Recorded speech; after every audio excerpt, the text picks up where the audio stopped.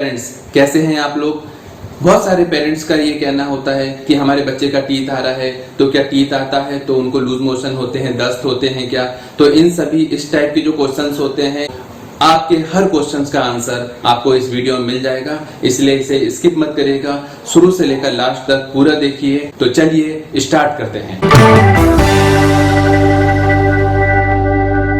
Okay friends, तो start कर देते हैं। सबसे पहले ये देखते हैं कि जैसा कि आपको पता है कि दो प्रकार के दांत होते हैं, एक होते हैं मिल्क टीथ, एक होते हैं परमानेंट टीथ। मिल्क टीथ जिसको कि हम दूध के दांत भी बोलते हैं। तो क्वेश्चन ये आता है नेक्स्ट कि ये मिल्क टीथ जो है वो पहली बार कौन सी एज में आता है, तो 6 मंथ में, जब बच्चा 6 महीने का होता है तब से पहली बार दूध का दांत जो होता है वो आना शुरू होता है। तो बच्चों में जो टीथ आते हैं ये 2 साल तक में क्या होता है कि जो उनमें जो टीथ आते हैं तो उनका जो रूट होते हैं अंदर, जड़ें जिनको बोलते हैं, वो 3 साल तक में कंप्लीट होती हैं। ठीक है, कब तक रहते हैं तो 6 ईयर तक। ठीक है, तो 6 महीने से लेकर 6 साल तक बच्चे में दूध के दांत रहते हैं।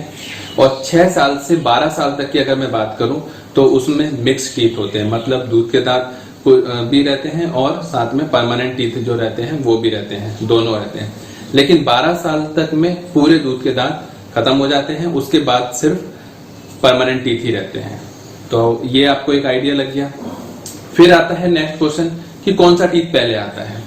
तो मोस्टली बच्चों में जो सबसे पहले आता है वो लोअर इंसाइजर, मतलब ये वाला सामने का जो टीथ होता है, कटिंग टीथ, ये जो होता है ये सबसे पहले आता है। देखा होगा आप लोग ने, तो ये मोस्ट कॉमन होता है लोअर इंसाइजर, नीचे वाला। किसी किसी में ऊपर वाला एक्सेप्शनल आता है, तो वो भी कोई ऐसा घबराने वाला बात या टेंशन वाला बात नहीं है कि ये वाला नहीं आया ऊपर वाला आ गया तो क्या करें। मोस्टली में नीचे वाला आता है।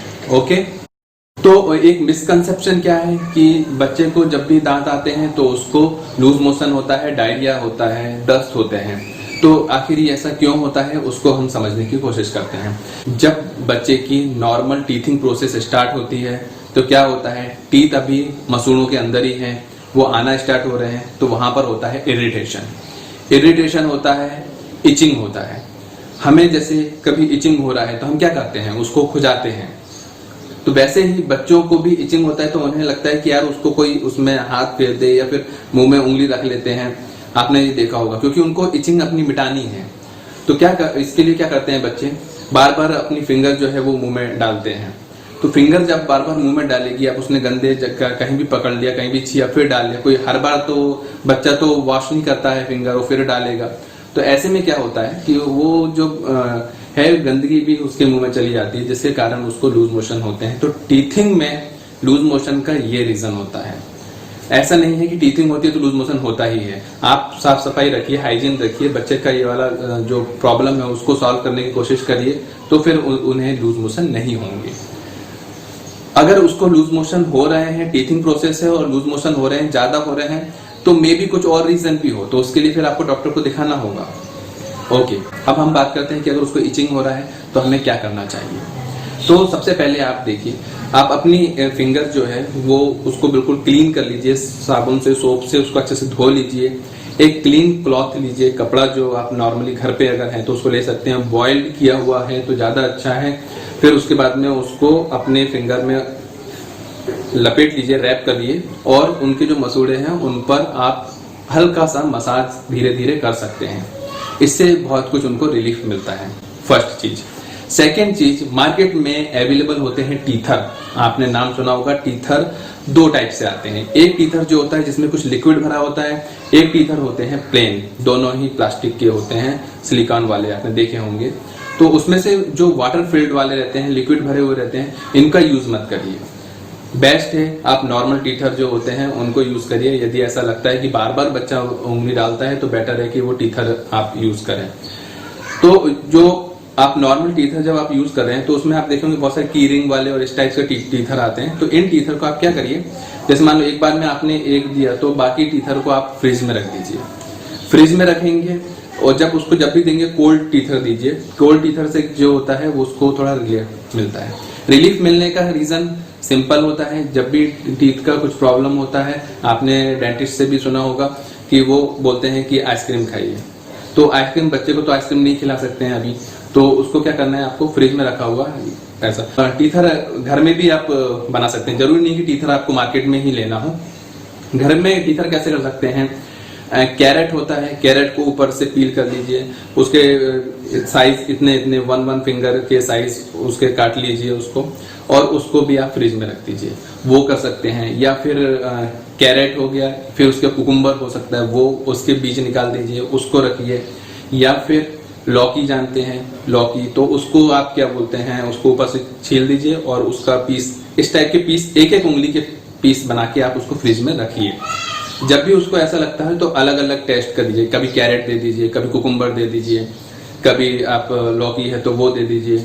या तो इससे क्या होगा कि आप अननेसेसरी जो प्लास्टिक वो सिलिकॉन जो मुंह में रखता है उससे भी है, और नेचुरल अगर वो बच्चा अगर इस टाइप से अगर लेता है, वैसे भी 6 मंथ के ऊपर है, तो आप ये सब चीजें उसको दे सकते हैं। थोड़ा बड़ा पीस दीजिए ताकि वो अंदर ना ले ले उसको, तो ये, और देखते भी रहिए कि उसको कट करके ऐसा ना हो कि अंदर चला जाए, तो इस पे भी थोड़ा आपको देखना होगा। थोड़े मोटे पीस रखिए, इतना कि बस अपने मुंह में रख सके वो। अब बात करते हैं जब टीथ आ गए हैं बच्चे की, जब बच्चे के टीथ आ गए हैं अब उनको क्लीन करना भी होता है। इसमें भी एक मिसकंसेप्शन, क्या अभी क्या करेंगे, पेरेंट्स क्या सोचते हैं अभी क्या करेंगे बच्चे के टीथ क्लीन करके, ठीक है, या फिर उतना ज्यादा ध्यान नहीं देते हैं। क्यों नहीं देते हैं, बोलते हैं यार ये तो दूध के दांत हैं, दूध के दांत में गिर जाएंगे वापस नए आ जाएंगे। लेकिन आप उस चीज को समझिए, उसका जो मिल्क टीथ है उसके जो गिरने का प्रोसेस है वो एक टाइम लिमिट है, उसके बाद ही परमानेंट टीथ आएंगे। यदि आप उसे केयर नहीं करेंगे, खराब होंगे, वो टाइम से पहले निकल जाएंगे, और जब टाइम से पहले निकल जाएंगे तो उसकी जगह जो परमानेंट टीथ आएंगे तो उनके लिए जो वे इन्होंने बनाया था, जो मिल्क जो टीथ थे इन्होंने जो वे बनाया था परमानेंट टीथ के लिए, वो उस वे में वो नहीं आएंगे। तो आपके जो टीथ है परमानेंट वाले वो इधर उधर कहीं से भी जाएंगे। जो एक लाइनिंग होनी चाहिए, सीक्वेंस होना चाहिए, वो प्रॉपर नहीं हो पाता है। तो इसलिए ये बिल्कुल भी ऐसी लापरवाही नहीं करना है कि जो मिल्क टीथ है तो उसको हमें लापरवाही करने के लिए हमें उसमें क्लीन नहीं करवा रहे हैं और उसको इग्नोर कर दिया कि हाँ ठीक है तो निकल जाएंगे, तो इससे प्रॉब्लम हो सकती है। इसलिए उस पर ध्यान देना जरूरी है। तो क्या करना चाहिए, आपने देखा कि इसके लिए हमें 2 चीजें अवेलेबल हैं। एक तो उसको ब्रशिंग कैसे कराना है। ब्रशिंग के लिए बच्चों के टूथ ब्रश आते हैं, उन टूथब्रश में आपको टूथपेस्ट लेना है। यहाँ पर ध्यान देने वाली बात यह है कि जो टूथब्रश आप लेंगे वो फ्लोराइड वाला नहीं होना चाहिए। उसमें कंटेंट आप जरूर पढ़ें। मैं यहाँ पर स्पेसिफिक टूथपेस्ट बच्चों के लिए जो आते हैं विदाउट फ्लोराइड वाले, वो डिस्क्रिप्शन बॉक्स में दूंगा, आप वहां से भी उनको परचेस कर सकते हैं। 3 साल से कम के बच्चों में फ्लोराइड वाले जो टूथपेस्ट होते हैं वो रिकमेंडेड नहीं है। आपका जो टूथपेस्ट होगा और बच्चे का जो टूथपेस्ट होगा वो डिफरेंट है, होना ही चाहिए, डिफरेंट होना चाहिए। आप जो टूथपेस्ट यूज करते हैं बच्चों के लिए वो टूथपेस्ट नहीं बने हुए हैं। कितना लेना है, एक राइस का जो राइस होता है उसके जैसे इतना ग्रेन, बहुत ना के बराबर, इतना ही उसको टूथपेस्ट लेना है। पूरा उसका ब्रश भर के उसको टूथपेस्ट नहीं कराना है। फर्स्ट, टूथपेस्ट आपने दे दिया, ब्रशिंग कैसे कराएंगे। ब्रशिंग कराने का जो तरीका होता है वो, मान लीजिए ये फिंगर मेरा टूथ ब्रश है, तो इस टाइप से ब्रशिंग ना करके ऐसे ब्रशिंग करना है, अप एंड डाउन। अंदर आप ऐसा कर सकते हैं लेकिन सामने के टीथ में ऐसा, ताकि जो भी उसमें अंदर लगा हुआ हो वो वापस आ जाए। फिर आता है जेल वाले भी टूथपेस्ट आते हैं, विदाउट जेल वाले भी आते हैं। तो मैं रिकमेंड करता हूँ विदाउट जेल वाले। जो जेल वाले टूथपेस्ट नहीं है उनको आप लीजिए, वो ज्यादा अच्छे होते हैं बच्चों के लिए, ना कि जेल वाले। अब टीथ की बात कर रहे हैं तो टंग की बात भी कर लें। टंग भी आपने देखा है कि कोटेड हो जाती है, मिल्क पीता है वाइट हो जाती है, तो फिर क्या करना चाहिए। उसके लिए टंग क्लीनर आता है। टंग क्लीनर बड़ों के जैसे नहीं आता है, फिंगर के जैसे एक सिलिकॉन का रहता है, उसी में छोटे छोटे से टीथ बने रहते हैं, उससे उसका फिंगर से आप करते हैं। बिल्कुल स्लोली करिए, स्लाइटली करिए, जब लगे तब करिए, लेकिन डेली नहीं करिए। मेरा मतलब ये है कि जब आपको लगे कि बहुत ज्यादा व्हाइट, बहुत ज्यादा कोटेड हो गई है, तो ही आप उसका यूज करिए, अदरवाइज उसको ऐसे ही छोड़ दीजिए। इतना भी कोई प्रॉब्लम नहीं होता है बच्चों के साथ टंग क्लीन करने को लेकर। अब आता है कि बच्चों को कीड़े लग गए हैं, ब्लैक ब्लैक दिखने लगे, आपने ध्यान नहीं दिया, अब वो इतना हो गया, आगे की स्टेप पे पहुंच गया, तो डेंटिस्ट को एक बार दिखा दें। डेंटिस्ट को दिखाने में यदि टाइम लगता है, आपके पास में टाइम नहीं है, नहीं जा पा रहे हैं, तो क्या करना है, दालचीनी इजीली अवेलेबल है, किचन में ही मिल जाएगी आपकी। मस्टर्ड ऑयल, सरसों का तेल होता है, इन दोनों को मिक्स कर लीजिए। कॉटन लीजिए, उसमें से जहाँ पर लगा हुआ है वहाँ पर लगा दीजिए। कॉटन को उसके माउथ में नहीं छोड़िए, बस आपको वहाँ पर उसको पिंच करके वापस बाहर निकाल लेना है। होल नाइट लगे रहना, जब बच्चा सोए तब करेंगे तो ज़्यादा बेटर है, तो वो स्वेल भी नहीं करेगा और वहाँ पर वो चीज़ लगी रहेगी, तो उसको उससे बहुत बेनिफिट मिलेगा।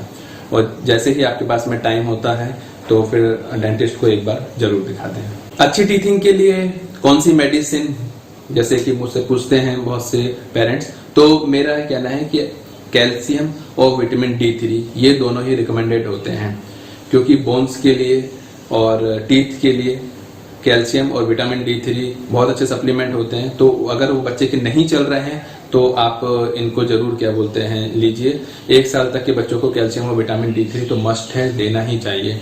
दूध पीते हैं बच्चे तो बहुत अच्छी बात है, 6 महीने से ऊपर हो गया है तो उसके बाद वो खाना भी खाते हैं, साथ में मिल्क उनका कंटिन्यू रखिए। ब्रेस्ट फीडिंग की जहां तक बात है तो ब्रेस्ट फीडिंग भी 2 साल तक कंटिन्यू कर सकते हैं।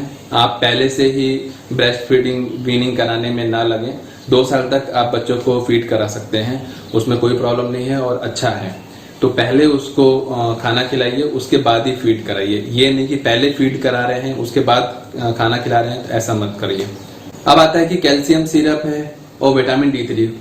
कैल्शियम और विटामिन D3 जो होते हैं वो बच्चे के वेट के हिसाब से दिए जाते हैं, लेकिन क्योंकि अलग अलग ब्रांड होते हैं और सभी ब्रांड जितने रहते हैं उसमें अलग अलग उनका कंटेंट के साथ में उनका मिलीग्राम होता है। तो कैल्शियम कितने 5 ml में कितना है, हर ब्रांड में अलग अलग मिलेगा।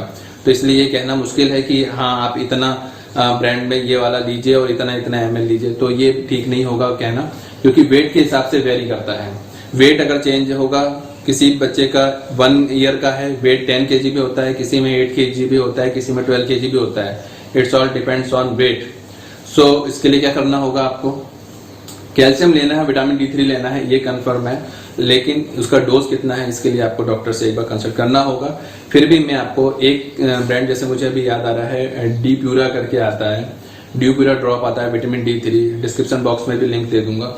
तो उसमें क्या है 0.5 ml में 400 इंटरनेशनल यूनिट होता है, तो 0.5 ml दे देना है 1 साल से कम के बच्चों को, और 1 साल से ऊपर के हैं तो 0.7 ml। ml में नहीं समझना तो ड्रॉप में समझिए, 10 ड्रॉप दे देना है 1 साल से कम वालों को, और 1 साल से ऊपर है तो 15 ड्रॉप दे देना है। ये प्लेन विटामिन D3 की बात कर रहा हूँ मैं, डी प्यूरा बोलते हैं। अब एक चीज मैंने ये बोला था कि जो ब्रशिंग करते हैं तो ये ब्रश कितने दिन में चेंज करना होता है।